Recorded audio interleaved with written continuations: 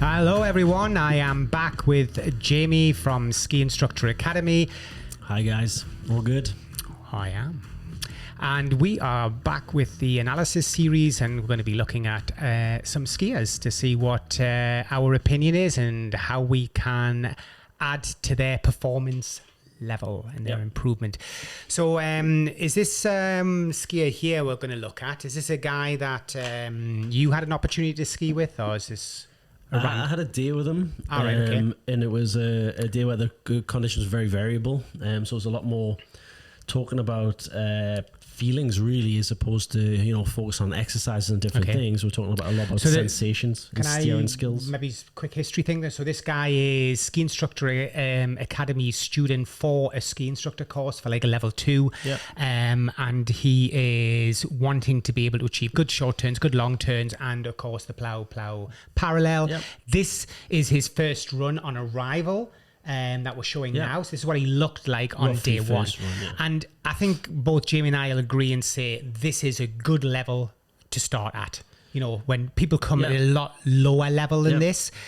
So if you get somebody like that, you're happy. What Jamie's going to immediately point out is, and what he would have probably observed, is equipment, Yeah, probably the first thing would be the quite flamboyant cam pole plant that I particularly like coming down there. Paul's a big fan of that.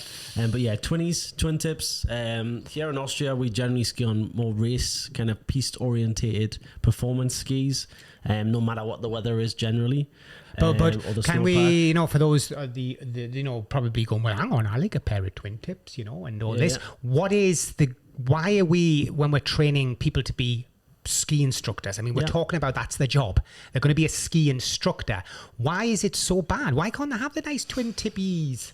They're soft, they're a rocker generally as opposed to a camber, so feedback and feeling from the platform isn't great. And the width, so the wider you go, the wider the edges, or the further the edges away from the center of your foot, the more of a movement arm there is on the ski, where the ski wants to pull the flat. And obviously when we're creating performance, a lot of the time we're trying to work on trying to develop higher edge angles earlier in the turn, more edging in the turn, so it's limiting the ski's edge and the ski's wanting to pull the flat.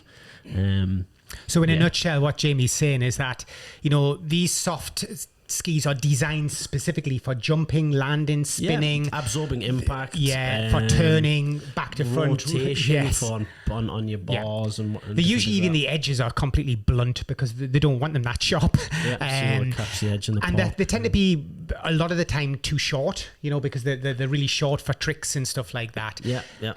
So if you own a pair of twin tips, and I know that the top surface can look cool on them, they're printed really well, etc., don't be offended when we're desperately trying to put you onto a real ski. You also want something that's going to push back as well. So like the platform is very soft because it's there for more absorption when you jump, when you're landing. So if you're pushing on that platform to try and create direction, that energy that you're pushing is just dispersing, it's just going away from you. So you're not really getting any deflection to make that turn. Yeah, and we'll be careful with obviously how we say pushing. We don't really mean push. Actively pressurizing. So that was his first run down, and he didn't ski with you anyway, so he's gone off and obviously done... turn shape would have definitely been a big thing there. He was kind of just snaking down the hill a little bit, so obviously would have addressed all these kind of things.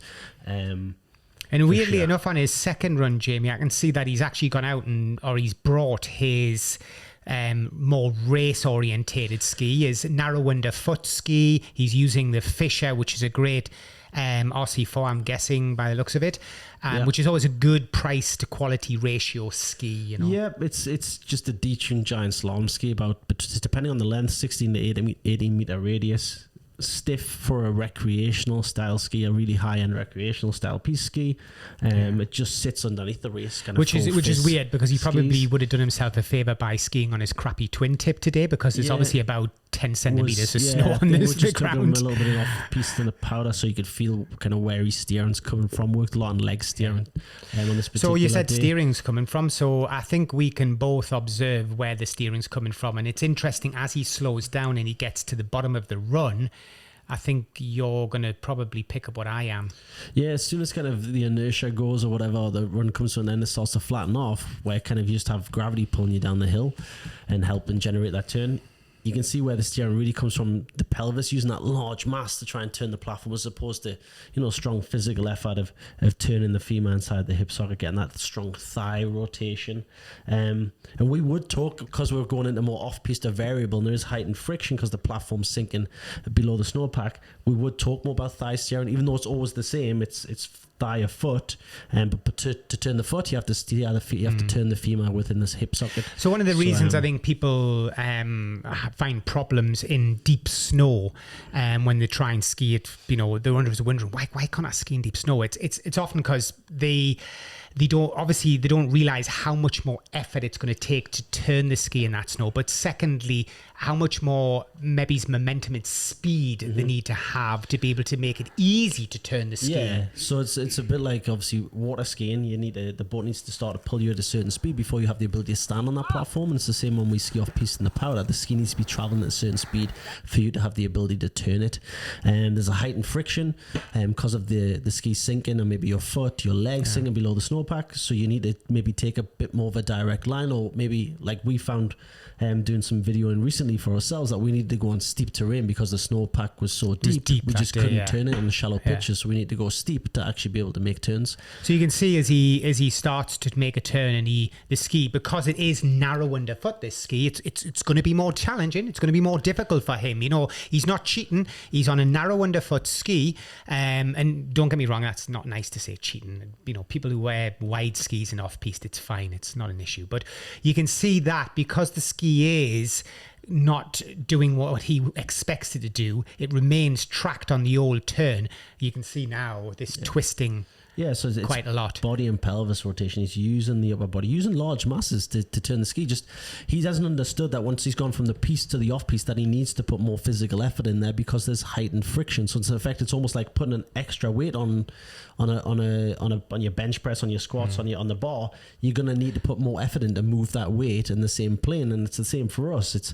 There's height and friction there, so you're gonna have to work harder to do the same thing. Well, I think what the great thing is when you look at the third video of him going down, is that the deeper snow exacerbates and highlights the weakness that some instructors, let's say if you're a new instructor to the industry and you only got a few years under your belt, you might not see what Jamie's seeing until you take him into more challenging terrain, because it's hard to see what you're talking about on this run, for example, but it's there. Yeah. It's there by, you can see from a mile off. And I think that's just because as well, he is that little bit off center, so he doesn't have full access to his legs for steering.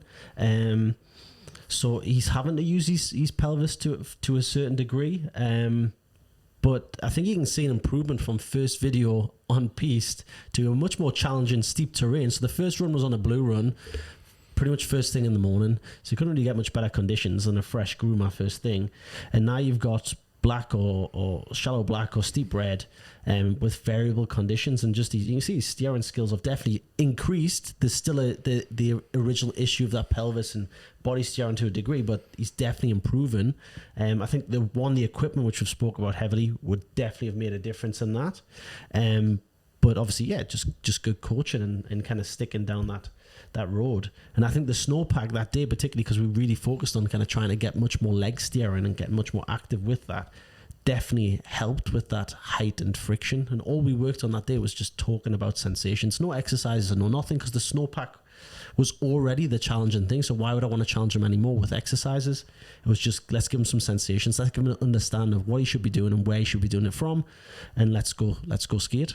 And obviously, as ever, there's a trillion ways, and I'm sure in the comments and stuff like that, people will be going, oh, but what about, yeah, we get that, but every coach and every instructor has to make a decision how they're going to deal, one, in your case, with a group, because it's not just him as an individual. So how can I do something that's going to benefit all, 6 or 7, 8 people in that group? And secondly, but yes, making sure I'm targeting his specific things that are going to improve him rapidly, because we don't have much time to take people from this level to the level of ski instructor. And I think as well, if you look first video to now, is we talked about, taking the piss a little bit about the camp or flamboyant pole plant and different things. I always work a lot on upper body tension and a firm, solid pole plant, and you can just see how that stabilized everything much more, and how that pelvis is more stable because of it. There's obviously a way to go, but I think that's a tidy looking skier coming down there in some quite challenging conditions. It's great to see when a skier has movement in all these balance planes. You know, he is trying to understand absorption, deflection, not just pushing all the time, edging. There's some good skill sets. And as Jamie says, there is a marked improvement in his understanding of upper body discipline as well. As Jamie says, a long way to go. But at this stage, you can see that, you know, you'd be happy if this guy was coming down the hill. And what I like to tell my clients when we've got a day like this, especially when we're like the second video where we went just slightly off to the side of the piece where the powder was a little bit deeper, is the energy that you're forced to use on days like this, where there's much more of a heightened friction, where you've got to, you know, be much more physical with your vertical movement, much more physical with your steering effort. If you can keep that same physicality when it's a firm packed piece, you're just going to create so much more dynamics. But then a lot of the time, because they see that terrain or that snowpack is relatively easy, they just switch off to it. So it's keeping that same energy and same physicality on the piece, and you're just going to get so much more deflection from the platform, so much more performance from the platform as well. Yeah. So was there any specific exercises can you remember? I mean, I know you're talking one day at the time. Was there anything like you were really... that day I didn't do one exercise. I got them off their skis. We went and stood in the deep snow, and we worked on doing some boot arcs to get the feeling of that foot sinking down in the deep snow, and how much more effort they had to put into turning that leg, and what it felt like, and what muscle groups they were using to turn that ski. Strengthening up the core, just getting the hands out in a prayer position in front, and me pushing on that hand, trying to create a rotational force, and them having to resist and keep those hands in line with the zipper to stop the body from rotating, which I think helped massively. Squeezing the poles to kind of create that solid arm carriage to keep that stable, strengthening up the pole plant a little bit, but all just talking, really giving, you know, a good explanation as to why it would be like that. And if you could I just interject and put Jamie under a bit of pressure? For example, you know, a lot of people traditionally with ski instructor courses and things like that might look at a guy like this and go, oh, he's a great candidate for one of these pole exercises of you know, maintaining discipline with the body down the hill, shoulder position, whatever. Is it always the case that that's the drill you would come to, or did you even bother thinking about that? Or I think to create that rotational separation, you can just pick points down the fall line, further away from you. A lot of the time, myself, I know you do as well, we'll talk about eyes being in the shoulder as opposed to being in the head. So, you know, you're looking down the hill with your shoulders all the time for that short radius turn and picking a point down the hill. And maybe my question more is that would the exercise have helped him because he does have a funky pelvis? Because it's more to do with that. That kind of window frame exercise in this conditions, the conditions are the challenging thing. Something's already changed. Something's already more challenging than the day before. So I don't need to do much exercises. I need to get him a good skier in this kind of condition. Let's work with his conditions more. So again, it's all for me, feeling and skiing and maximizing class activity and enjoying the day. It's a powderish day, a variable day.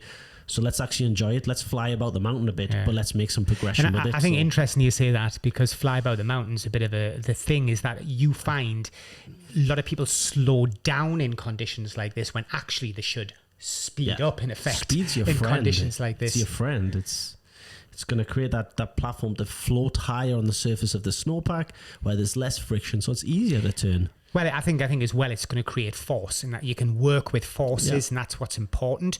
Whereas if you start really going slow in this, you would see a lot of stemming, even more body rotation, even more hip funkiness going on. Whereas because the guy's quite fluid, if you didn't see that, the athlete who would be coming down will be putting so much physicality into it to maintain that accuracy. So, I mean, somebody like Jamie, I know if you went down slow in that snow, you could do that. But there's the tiny grain of people who can do what we're talking there. The slower you go, the more accuracy of movie. Yeah, I do so much slow skiing with my groups, depending on the level, but just to show their, you know, that there actually are limitations to what they're doing at the present stage. You know, they are making mistakes. We have to humble them a little bit sometimes so they can, you know, take another step forward. Great. Well, there is a little bit of a synopsis of a skier. I hope people got something out of it. I'm sure you'll comment in below, and there'll be lots of people have their judgments on it as well. But always remember that we're trying to just put a little bit of opinion across where we understand fully that there are many, many different ways to deal with things. But obviously, when you put on the, you know, without hindsight, and you put straight in a position of having to look at something, this is the job. This is what you've got to do. I think as well as I could have went out there on that particular day and like you're saying, and I could have done many a different thing with the client. One, it wasn't a private, though. It was a group lesson, so I had to, you know, cater for 8 people within the group and try and make sure everybody was progressing, everybody was moving around that day at the same rate, and everybody was enjoying it as much as possible as well. But yeah, there's many ways to skin a cat. Yeah. So there's, you know, everything, as long as it has a positive outcome at the end of the day, it's a good thing. So comment below. Tell us what your way would have been to try and assist this guy, and we'll see you on the next one. Cheers. Bye for now. Bye.